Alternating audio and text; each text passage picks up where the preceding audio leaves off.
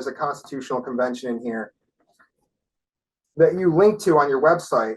My personal belief is that a constitutional convention overloaded with too many issues or policies damns it to fail in a sense, only because it's so hard to get a constitutional convention. Also, a lot of things can go wrong if what you're specifically fighting for is muddied in the sense that there's just too many things in it. It's almost like a little bit of the opposite issue I had with your website. There's too much in here for me. There's some things in here that I don't even agree with. And so, like, if you're trying to get a constitutional convention, why not just focus on the one thing that would like fix all of the other problems? Like I said, money in politics.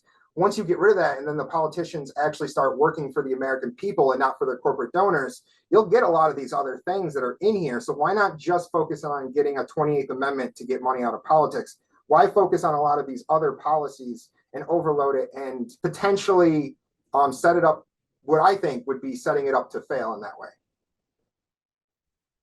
So a constitutional convention, I'm sure you know, but just for the viewers and everyone, it is where the states can call a constitution without Congress, for an amendment of our constitution without Congress. And it's you can amend one amendment, multiple amendments, or make a completely new constitution. What I'm doing by bringing multiple amendments, because as you said, it's really hard to get one of these done. So we need to bring issues to the floor now. In my opinion, things are moving so fast in our elected officials passing laws that are against the American people. We need to get something going now and negotiations on the table now. And having these different options gives negotiating chips, bargaining chips. They could say, I don't agree with this one, but I agree with this one. If you get rid of this policy, we can keep this one, type of negotiations. And we'll whittle it down to the most important ones. And what we need to do is we need to bring so many of them there, because that's our one chance to do it. Because who knows how long it's going to take to happen again. Our founding fathers created the Constitution to be a living document. It's meant to be amended. It's meant to be changed. And it has not been updated since the 1800s, which means there's a lot of changes that need to be made to that document to protect the American people, as our society has changed so much since the founding of our country. And it's changed so quickly. This was the most important thing I actually did want to talk about. Yes, you're right. In a nutshell, a constitutional convention is the best way to ratify a new amendment or change the Constitution so that you can kind of rewrite it, but you have to make sure that you kind of have everybody on board. It takes about 75% or I think 2/3 of the states to pass legislation to ratify the Constitution. And once you get those 75 states on board, you can go around Congress basically and change the Constitution as you see fit. My only problem is when you do that, it's so hard to even get because on the state level, there's much less corruption. So that's why it's possible to get the Constitutional Convention, where it isn't possible to maybe do all of these progressive ideals through Congress. But it's still very difficult. Even like an organization like Wolfpack, which has been trying to get just the Constitutional Convention for just money in politics, they have made significant grounds, but they still haven't accomplished their goal. And they started as far back as Occupy Wall Street. The fact that they're not able to get what they want done, but you have this, and not in a derogatory fashion, but a wish list of these leftist progressive ideas, some of which somebody who's I'm very sympathetic to third parties. I'm a self-identified populist left progressive socialist. I'm pretty far left. I actually am not the biggest fan of like the term limits and stuff like that. So like if you can't get even somebody like me on every single one of these issues, all of a sudden you split the people who are like yes and no, and then like even people who would be on your side for money in politics all of a sudden are like, well, I don't like this and somebody else is like, I don't like that, and then all of a sudden it's too divisive to actually get passed when it's a very hard thing to do still. I think if you were to pass the campaign finance reform in the form of publicly funded free and fair elections, get money out of politics, I think every single one of these issues would start to fix themselves immediately, because politicians would then be elected by the people and not by their corporate donors. And then they would be beholden to the American people and not to their corporate donors. And the majority of the American people support most of these. So then the politicians would just do the bidding of the American people and pass these without the interference of corruption. So you would get most of these if you just did the money in politics. So I don't understand filling this Constitutional Convention with all of these other policies. As I stated, it's for bargaining chips, and just because something is difficult doesn't mean it shouldn't be attempted. My campaign, my run for president is difficult. I'm still doing it. I'm going to make sure I get to the end. Just because something is difficult doesn't mean you shouldn't try to change it. Because if you don't try, then nothing is going to get changed. We're going to keep going down the same road we're going down. And if we can get a constitutional convention and we get all these states agreeing to meet and negotiate, then, as you said, one party is going to like this amendment, but another one's not going to like this one. So what we can do is say, hey, you don't like term limits because you don't want to be voted out of office, but we want our children protected in school, so accept the amendment to the Second Amendment. And you won't have your term limit, your term threatened, because, they still want their money. Yeah.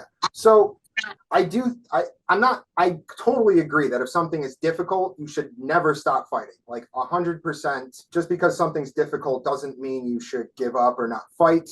My issue is, I think you can accomplish all of this in an easier path, because I think as soon as if you just focus on the one issue, money and politics, and I don't think what is the bargaining chip exactly? Do you just throw out certain things for other people, as a compromise to get them on board? Or like I said, if you just do the one issue, which is money and politics, all of these other things will be fixed within the first few years of a clean system. You should definitely fight for something, even if it's hard, but why not take the easier route to get the same conclusion and the same results? See, what you're doing is you're assuming you would get those results. There's no way to tell that if we take money out of politics, yes, it would fix a lot of things, but it wouldn't necessarily stop someone like DeSantis from passing the legislation that he's passing. The American people should have the power to vote someone out of office before their term comes. And if we could get an amendment like that passed, then that would be fantastic. And negotiation is that what you described is exactly what negotiating is. You have to cherry pick pretty much and say, this person doesn't like this amendment, but if we take this out, then they'll agree to this one.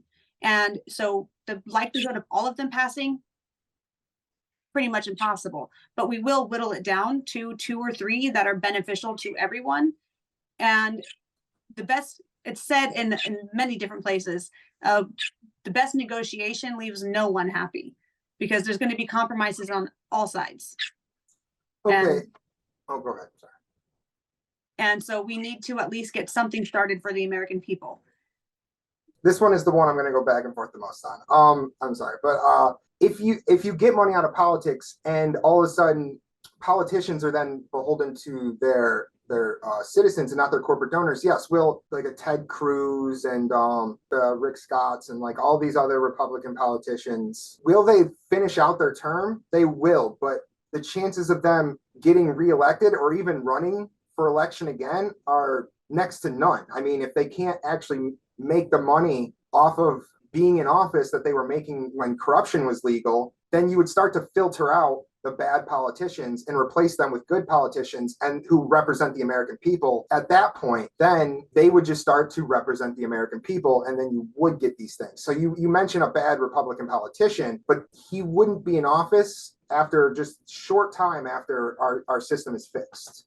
He would be filtered out, or he would be pressured so hard by the American people if he were to for some reason stay in office, even though he couldn't be corrupt like he's being previous to campaign finance laws being changed. He would then be only beholden to the American people. So you'd even get Republicans doing progressive or populist policies because they would be kind of forced into representing the American people, even if they don't like it. You would kind of have a resurgence of FDR style policies. And I think inherently, if you got money out of politics, I think that would just be a clean the slate, start from scratch with a clean system where the system represents the American people.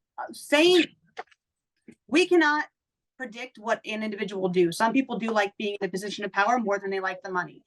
So we can't sit here and predict that somebody would just leave their office because they're not making that money anymore, because humans are unpredictable. They all have their own minds. We all have our own minds. So to me, that's still a risk.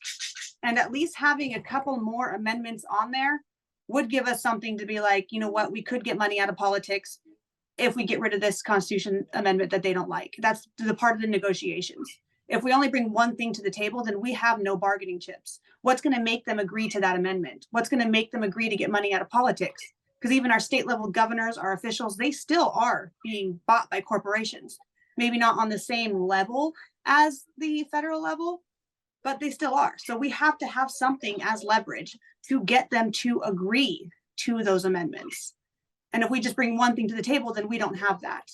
I'm just going to make two more points, then I'll let you respond to that, and then we'll move on. We do kind of know what the system would be like without the rampant corruption that we had. Like I said, I mentioned FDR in the past. We had a system of government that worked for the American people and not for corporate donors. So we actually did have, in those days, not just FDR days, but we also had, like, in the past, we've had Medicare and Social Security implemented. FDR, he did the New Deal, but I mean, unfortunately, until he died, he was going to implement a second Bill of Rights. It's a shame we never got that, but those are the kind of things that the American people got because there wasn't rampant corruption, and it would just kind of return to the American people kind of getting their way on issues. And we see this in other countries where there isn't like rampant corruption as well. Like, Nordic and Scandinavian countries. Denmark has some of the best programs in the world whenever they're measured through studies. Even like the World Happiness Report comes out and it shows that those countries are doing the best on like healthcare and education and even like low crime rates and all of these other things because their government more represents the people because they don't quite have the same rampant corruption that we have here in the US. The second point I wanted to make, the bargaining chips, because state level politicians are still corrupt. You would use those bargaining chips to essentially kind of win over some of the more corrupt state politicians as well. But state politicians aren't as corrupt as federal ones, not quite yet. And so you don't necessarily, I would argue that you don't necessarily need those bargaining chips to get something like money in politics if you make the argument to them.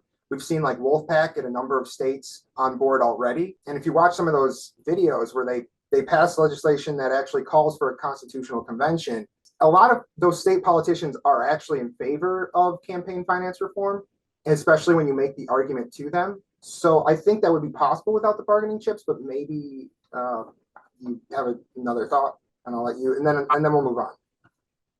So yeah, I do. That's the great thing about politics and interviews like this is we can go back and forth on these issues pretty much forever. I was going to say, yeah, this will be a 20-hour interview if I don't stop myself. So we both want money out of politics. We just have different ideas on how to get that. So yes, there are states that want to come to the table to get rid of money out of politics, but there's also other states that don't, or else they would already be there. So how are we going to get them to the table if all we're offering is money out of politics? That's what I'm saying. We need to get them to the table to start the bargaining. We need to bring more chips to the table. So where somebody doesn't want money in politics, somebody else will see, oh, I don't want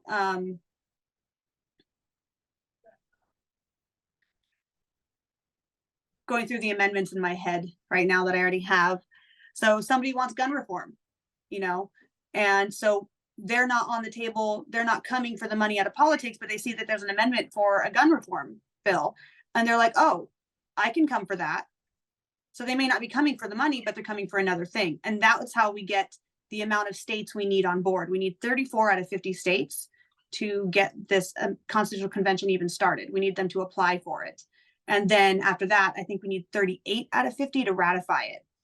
So we do to bring other states to the table because obviously they're not all coming for money or else it would have already happened.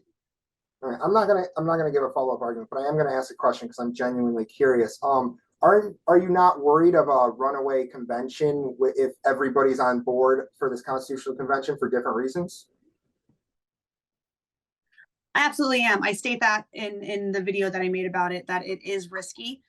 Anything in this type of setting, even just coming for money, because people could still bring, once the constitutional convention is approved, other states can still bring amendments in. They can still bring different topics to talk about in. They haven't had one at the federal level, so they don't have a set proceeding to this. How to select the delegates, how to run the proceeding itself. They don't have that set because they've never done a federal level constitutional convention before. So it is risky, but I look at it this way, especially with my separation of church and state stance. There's a lot of the right states are very heavily using religion to get rid of certain rights. And there is a chance that they could push for a theocracy. And I think they're already trying to push. Yeah. Oh, you mean in the convention? Or you Yeah. just mean in general? During the convention, they could actually adjust the Constitution to allow for a theocracy. But there's the Democrat and Republican states, blue and red states, are pretty much evenly split. So I don't believe there would be a majority vote for a theocracy. But believing, like I've stated many times, even I can't predict what would happen once we get into negotiations. But that's to be said for bringing one bill or many. We can't predict what would happen once it's going because we've never had one before.